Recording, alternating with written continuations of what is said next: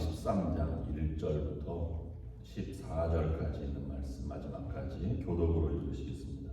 다윗이 천부장과 백부장 곧 모든 지휘관과 더불어 의논하고 다윗이 이스라엘의 온 회중에게 이르되 만일 너희가 우리의 하나님 여호와의로 말미암았으면 우리가 이스라엘 온 땅에 남아있니 우리 형제와 또 조원이 아닌 성읍에 사는 제사장과 레위 사람에게 전령을 보내 그들을 우리에게로 모이게 하고 우리가 우리 하나님의 교회를 우리에게로 옮겨오자. 사울 때에는 우리가 교회 앞에서 묻지 아니하였느니라 하매 백성의 눈이 이 일을 주켜 여김으로 있다 하니라. 이에 다윗이 애굽의 시홀 시내에서부터 하맛 거기까지 온 이스라엘을 불러 모으고 기럇 여아림에서부터 하나님의 교회를 메어오고자 할세. 다윗이 온 이스라엘을 거느리고 바알라 곧 유다에 속한 기럇 여아림에 올라가서 여호와 하나님의 교회를 메어오려 하니 이는 여호와께서 두 그룹 사이에 계심으로 그러한 이름으로 일컬음을 받았더라. 하나님의 교회를 새 수레에 싣고 아비나답의 집에서 나오는데 우사와 아이오는 수레를 몰며 다윗과 이스라엘 온 무리들은 하나님 앞에서 힘을 다하여 뛰놀며 노래하며 수금과 비파와 소고와 재금과 나팔로 연주하니라. 기돈의 타작마당에 이르러서는 소들이 뛰므로 우사가 손을 펴서 교회를 붙들었더니 우사가 손을 펴서 괴를 붙들므로 말미암아 여호와께서 진노하사 치심에 그가 거기 하나님 앞에서 죽으니라. 여호와께서 우사의 몸을 찢으셨으므로 다윗이 노하여 그곳을 베레스 우사라 부르니 그 이름이 오늘까지 이르니라. 그날에 다윗이 하나님을 두려워하여 이르되 내가 어떻게 하나님의 교회를 내 곳으로 오게 하리요 하고 다윗이 교회를 옮겨 자기가 있는 다윗성으로 메어들이지 못하고 그 대신 가드 사람 오벳 에돔의 집으로 메어하니라. 하나님의 괴가 오벳 에돔의 집에서 그의 가족과 그의 성단을 있으니라.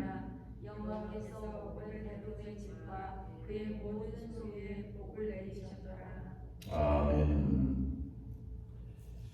역대사항은 29장으로 구성되어 있습니다. 크게 내용상으로는 두 부분으로 나누어서 볼 수 있는데 1장부터 9장까지는 이스라엘의 12지파의 계보를 다윗, 유다 계보를 중심으로 족보 이름들이 열거되고 있고 그 다음에 10장부터 29장까지는 다윗 왕조의 시작과 번영을 기록하고 있습니다. 그리고 역대하로 넘어가면 솔로몬의 통치로 이어져서 성전 건축이 되는 그러한 내용으로 구성되어 있습니다. 10장을 이제 후반부 다윗 왕조의 출범을 하기에 앞서 10장에서는 바로 직전에 왕이었던 사울 왕의 가문의 몰락과 그의 죽음을 보도하는 내용으로 시작하면서 하나님의 말씀으로 따라 살지 않았던 사울은 버림받은 바 되었고 하나님의 말씀대로 언약을 이어가는 다윗 왕조의 신실함을 드러내고 있습니다. 13장부터 15장까지 법궤가 1차로 옮기는 것이 13장이고 15장에서는 그 실패 이후에 법궤를 안치하는 장면이 15장에 성공하는 모습으로 그려지고 있습니다. 이 법궤를 옮기는 장면은 사무엘상도 동일하게 사무엘 하에서도 기록하고 있는데 그 차이가 약간 있습니다. 역대상은 다윗 왕조가 시작된 다음에 예루살렘을 수도로 정하고 그 다음에 기럇 여아림에 있던 20년간 방치되어 있던 법궤를 바로 모셔오는 것으로 되어 있는 반면에 사무엘 하에서는 예루살렘을 중축하고 수도로 정하고 그 다음에 다윗 왕궁을 건설한 이후에 블레셋과의 전투에서 승리한 다음에 법궤를 모셔오는 것으로 시기상으로 약간 차이가 있습니다. 그만큼 역대상에는 다른 과정은 다 제하고 신앙적인 측면을 강조해서 11장부터 17장까지는 다윗 왕조의 종교적 사역을 주로 다루고 있는 내용을 집중해서 보도하고 있습니다. 그러면 1절부터 8절까지는 법궤를 운반할 준비를 하고 있고, 그 다음에 9절부터 14절까지는 법궤 운반의 실패, 웃사가 죽는 사건으로 보도하고 있습니다.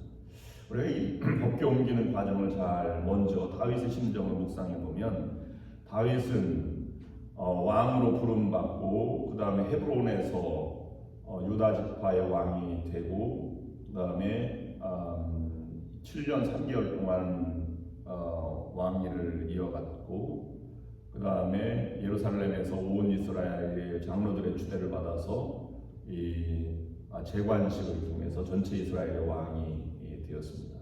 근데 그때마다 법궤가 늘 블레셋에 빼앗겨서 기럇 여아림에 있던 것이 마음에 아팠습니다. 그래서 그 법궤를 다시 찾아와야 하겠다는 신앙적인 그런 모습을 늘 간직하고 있었습니다. 그래서 이 나라가 정해지고 왕국이 세워지고 예루살렘이 수도로 정해진 이후에 가장 먼저 법궤를 모셔와야 되겠다는 열정을 가지고 있습니다. 평소에는 성전 짓는 것이 꿈이었지만, 성전은 그 다음에 솔로몬 때 와서 완성이 되지만 법궤만은 먼저 모시고 싶어 했던 이 다윗 왕의 그 열정과 신앙의 모습을 우리가 살펴보아야만 할 것입니다. 법궤는 이 1.5 규빗, 그 다음에 1.5 규빗, 그러니까 1규빗이 약 45cm, 여기서부터 여기까지 1규빗인데요. 왕의 치수니까 왕마다 약간 다르지만, 그럼 1.5 규빗이면 약 70cm, 그 다음에 폭이 70cm, 높이가 2.5 규빗, 1m 한 20 정도 되는 그런 요만한 그런 이 법궤입니다. 조각목으로 만들었고 금으로 싸서 위에 날개가 이렇게 달려 있는, 성막을 공부하셨으면 다 보셨을 그런 모습입니다. 그 안에는 십계명 돌판이 두 비석이 들어 있는데, 그 다음에 이 히브리서 9장 4절 말씀 보면 거기에는 십계명 돌판과 아론의 쌍난 지팡이와 그 다음에 만나가 담긴 항아리 이렇게 들어있다고 표시하고 있는데, 히브리서는 전체적인 것으로 법궤의 소중함을 나타내기 위해서 표시한 것이고, 출애굽기라든지 민수기에 보면 십계명 두 돌판만 법궤 안에 놓고 나머지는 법궤 앞에 지팡이와 만나 항아리를 놓도록 그렇게 되어 있습니다. 그 법궤는 출애굽할 때 이 광야에서 만들어졌고, 그 다음에 이 출애굽기 19장부터 민수기 10장 10절까지를 십계명 시내산 복전이라고 부르는데, 이 시내산 복전에서 가장 중요한 것이 성막 제작입니다. 그 성막을 제작하고 나서부터 이 법궤가 구름기둥과 불기둥을 따라 움직였고, 요단강을 건널 때, 여리고성을 점령할 때, 그 다음에 에베네셀 지역으로 실로에 안치되고 이렇게 할 때마다 법궤가 잘 모셔져 왔었는데, 사울이 전투에 나갔다가 그것을 블레셋과 빼앗긴 다음에 블레셋 사람들이 계속 온역이 있고 징계가 있으니까 그것을 이 베스메스로 돌려 보냈습니다. 유다 지역으로 돌려버린 것이죠. 베스메스에서 정말로 그 안에 법궤에 무엇이 들어있나 이렇게 쳐다보다가 70명이 이 베스메스 사람들이 죽임을 당하는 그런 일로 벌어졌습니다. 그래서 베스메스 사람들은 법궤를 기럇 여아림 지역으로 가져다가 이제 놓도록 그렇게 하겠습니다. 기럇 여아림은 예루살렘으로부터 15km, 약 10마일 정도, 좀 못되는 9.5마일 정도 되는 거리에 있었고, 그 다음에 이 기럇 여아림에서 아비나답의 집에서 이 엘르아살 아들이 이 성별하여 법궤를 잘 관리하고 있었습니다. 20년간 안치되고 있다가 그 다음에 이제 이 다윗이 그것을 예루살렘 다윗성으로 모셔오는 과정이 그 과정입니다. 근데 그 담당자를 우사와 아히오 기도라고 하는 두 사람이 아마 담당을 한 것 같습니다. 그런데 기론의 타작마당에 이르러서 그것이 법궤가 움직이다가 미끄러졌다 이렇게 원어로는 표현하고 있지만 아주 안정적이지 않아서 우사가 그걸 잡으려고 했다가 즉사하는 사건이 벌어졌습니다. 이 기론의 타작마당은 사무엘 하에서는 니곤의 타작마당이라고 되어 있는데 이것이 장소 이름 아니면 사람 이름 이렇게 약간 차이점으로 기록되어 있다고 했습니다. 그래서 그 우사가 죽자 다윗이 그것을 베레스 우사라고 이름을 불렸다고 하는데 우사와 충돌하심 또는 우사를 갑작스럽게 치심 이런 뜻으로 히브리어로 된 것입니다.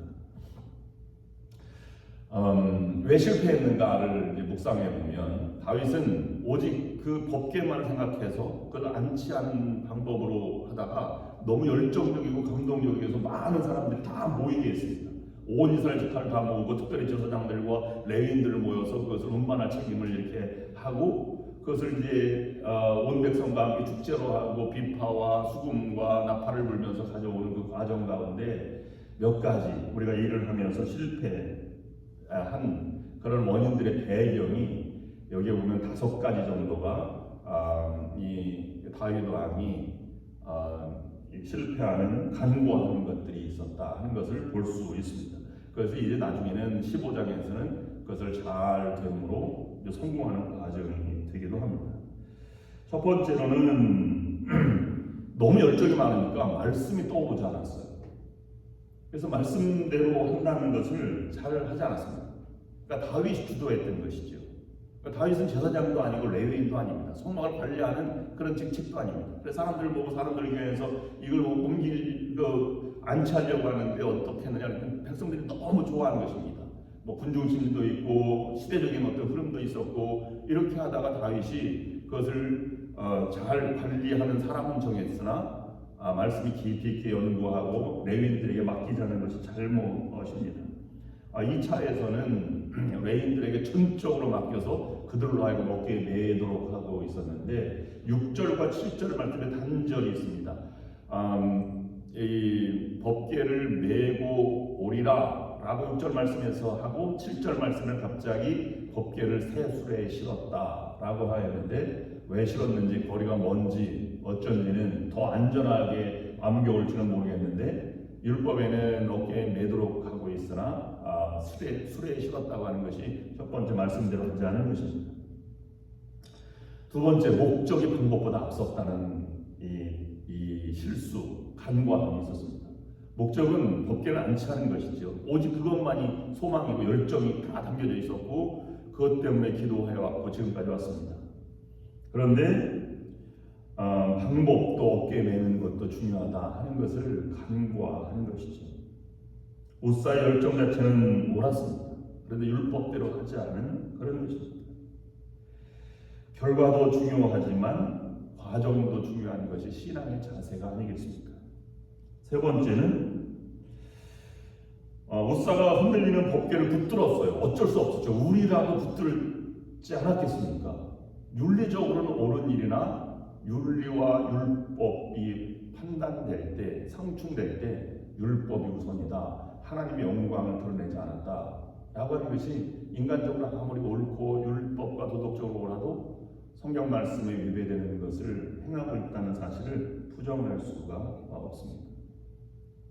하나님은 하나님대로 말씀대로 실행하는 것을 하나님께서는 기뻐하십니다. 아무리 힘들고 어려워도 그 말씀을 지켜나가는 것이 2차 운반할 때 성공하는 과정입니다. 여러분 욥기라고 하는 것을 들어보면 히브리서에 보면 욥의 인내로 이렇게 승리하였다라고 말하지만 사실 욥기를 가만히 읽어보면 욥은 인내심보다는 하나님 앞에 따져 묻고 친구들과 논쟁하고 이런 것이 욥기 전체입니다. 욥기가 가장 중요한 것은 욥기를 다시 읽어나갈 때 우리가 느끼지만 욥기는 하나님 앞에 나아가는 과정을 그린 것입니다. 그가 도덕적인 세상에서, 윤리적인 세상에서 내가 잘못한 죄가 뭐냐, 도덕적으로 내가 옳으냐, 친구들 질문하잖아요. 나중에 만난 것은 내가 눈으로 주를 배움나이다. 그 눈으로 뵌 주는 누구를 하나님을 어떤 모습으로 만나는 것이냐면 도덕적으로, 상식적으로, 제도적으로, 세상적인 눈으로 하나님을 만나는 것이 아니라 창조주 하나님을 만나는 것입니다. 내가 구름을 어떻게 만들었는지 보았느냐. 이 모든 것들을 그렇게 만나는 과정 가운데 이 욥기는 전하고 있는 것처럼 다윗이 아무리 급하고 힘들어도 하나님의 영광을 범하지 않아야 함에도 불구하고 우사의 손을 만진 것은 그것을 지적하고 있는 것입니다. 신약에 와서도 방법 아나니아와 삽비라가 재산을 팔아서 베드로 앞에 놓았는데 다 놓지 않았죠. 약간 조금이라도 인간적인 생각이 들어오는 것을 신약에서도 성령이라고 하는 것 때문에 금하고 있는 것입니다. 네 번째, 사람들의 인식을 했습니다. 그래서 사람들의 의견을 묻고 다 함께 춤을 추고 준비하는 건 좋았습니다. 최고로 대접하고 영광스럽게 모셔오자고 하는 것이 맞는 것입니다. 그런데 하나님 앞에 진실된 준비가 부족하지 않은가 하는 생각을 해봅니다. 새 수레에 싣는 과정도 그렇고 사람들을 모집하는 것도 그렇습니다. 다윗 왕의 입장에 너무 앞서 있다라고 볼 수 있습니다. 예수님은 사람에게 보이려고 그들 앞에서 너의 의를 흔치 않도록 주의하라. 그래서 구제와 금식과 기도를 드리는 모습을 설명해 주기도 하였습니다. 마지막 다섯 번째는 쉽게 하려고 하였던 것이 실수였고 간과한 것이었다는 것입니다. 법궤를 수레에 싣는 소를 끌게 하는 것은 아마 안전과 쉬움, 이런 예루살렘이 해발 한 700m 되는 고지이고 15km, 이 블레셋과 빼앗겼던 기럇여아림은 베들레헴 지역으로 다윗성에서 이제 올라오도록 구조가 되어 있는데 낭떠러지와 같은 비슷한 것입니다. 어깨에 메고 가는 것은 떨어뜨릴 염려도 있고 무거우니까 아마 새 수레에 실지 않았겠는가라고 생각해 본다면 신앙생활을 편의 위주로 하려고 했던 것이 잘못이 아니겠는가라고 생각을 해보게 됩니다. 그러나 3개월 동안 잘 안치된 다음에 2차에서 이제 15장에서 성공하게 됩니다. 그러면 오늘 역대상 13장에서 우리에게 주는 그런 신앙적인 교훈이 무엇일까를 묵상해 보았습니다. 첫 번째 말씀, 두 번째 사명, 세 번째 편리성, 이 세 가지를 우리에게 주는 교훈입니다. 첫 번째 말씀입니다. 말씀이라고 하는 것을 우리가 듣고 실행할 때 말씀이 이해될 수 없는 것도 있어요. 내 생각과 내 판단과 세상적인 것과는 상충되는 그런 것들도 많이 있습니다. 원수를 사랑하여라, 또 모욕하는 자를 위해서 기도하라, 속옷까지 벗어주라, 이 말을 하는 것은 상당히 어려운 일입니다. 그런데 그 어려운 과정 가운데 이해되는 것만 실천하는 것이 아니라 이해되지 않는 부분까지도 실천하고 섬기고 나아가야 한다는 것을 우리들에게 보여주고 있는 것입니다. 그렇다고 한다면 어깨에 매도록 또는 수레에 싣도록 하는 것은 아마 1차와 2차에 다윗의 모습은 많이 회개했을 것이고 깨달았을 것입니다. 하나님의 말씀대로 돌아오는 비교적 15장에서는 상세하게 왜 어깨에 매야 하는지 이런 것들도 다윗의 심정으로 하나님 앞에 고백하는 마음으로 메고 가는 것을 볼 수가 있습니다. 그래서 15장 15절 말씀 보면 모세가 여호와의 말씀을 따라 명령한 대로 레위 자손이 채에 하나님의 궤를 꿰어 어깨에 맵니다. 우리가 이해되는 것과 이해되지 않는 것 사이에서 이해되지 않는 것도 실천하고 받아들이는 과정이 중요합니다. 여러분, 기독교에서 가장 이성적으로 받아들이기 어려운 것이 5가지. 이것을 기독교 5대 교리라고 얘기합니다. 먼저 어떻게 처녀가 아이를 낳는가? 두 번째, 어떻게 한 사람의 죽음으로 모든 사람의 죄를 계속한다고 말할 수 있습니까? 세 번째, 어떻게 죽은 자가 다시 살아날 수 있습니까? 부활이죠. 네 번째, 산채가 어떻게 산채로 하나님께로 올라간다고 말할 수 있습니까? 승천이죠. 올라간 자가 어떻게 살아 돌아오고 구름 타고 다시 오신다고 합니까? 재림이죠. 이 5가지는 인간적으로 이해할 수 없는 것입니다. 그러나 그것을 받아들이는 과정 가운데 부활의 능력과 하나님의 재림을 기다리는 정말로 신앙이 우리에게 있는 것이죠. 그것이 중요한 소중한 삶의 모습입니다. 두 번째, 사명입니다. 내게 맡겨진 것을 다윗이 저질렀던 잘못 중에 하나는 수레에 법궤를 싣고 옮기려 하는 것이 사람의 눈에는 별것 아닌 것처럼 보입니다. 작은 차이가 큰 결과를 남긴 것입니다. 오직 레위 사람들 어깨에 메고 옮기도록 했습니다. 소의 등에 아니면 수레에 실도록 되어 있는 그런 물건이 아니라고 하는 말입니다. 왜냐하면 법궤는 하나님의 임재의 상징이기 때문에 그렇습니다. 우리도 똑같이 그러면 우리에게 지어진 임무가 있습니다. 어깨에 메고 가야 하는 사명감이 있죠. 이것은 싫거나 좋거나 아니면 내가 하고 싶거나 하고 싶지 않거나 해서 사명을 감당하는 것이 아닙니다. 신약 성경에도 내가 부름받은 대로, 사명받은 대로, 밸런스대로 아니면 교사면 교사, 선지자면 선지자 이런 것으로 혹 가르치는 이는 가르치는 일로, 권위하는 자는 권위하는 일로, 구제하는 자는 성실함으로 이런 모든 것들을 나열하면서 있는 그대로 받은 그대로 사명을 감당한다. 그런데 사람들은 신앙인 아무리 신앙인이라도 그런 것이 어려울 때가 있습니다. 그럴 때 신앙의 깊이, 하나님 말씀대로 살아가는 것의 결과를 우리에게 전해주고 있는 것입니다. 세 번째, 그러면 신앙은 편한 길로 가도록 하는 인도하는 것이 신앙이 아닙니다. 신앙이 편리함을 추구하지 않아야 하는 것입니다.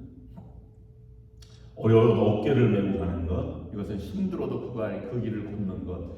여러분, 이 기독교 역사 2000년 동안 초대교회로 돌아가자는 운동은 매번 있었습니다.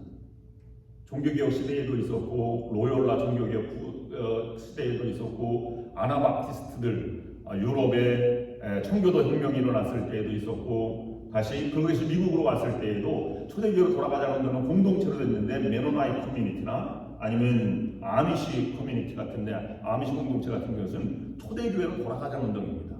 그래서 메노나이트는 다르지만 아미시 같은 경우에는 예수 시대로 돌아가자고 해서 지금 사용하는 모든 전기나 아니면 동력, 디젤 엔진, 자동차 이런 걸 사용하지 않습니다. 마차로 움직이고 다 걸어다닙니다. 왜냐하면 그 당시에 그 신앙으로 다시 돌아가고자 하는 열정입니다. 그것이 옳다 그러다가 아니라 그 순수성을 가지고 그런 운동들이 많이 일어난다고 하는 것입니다.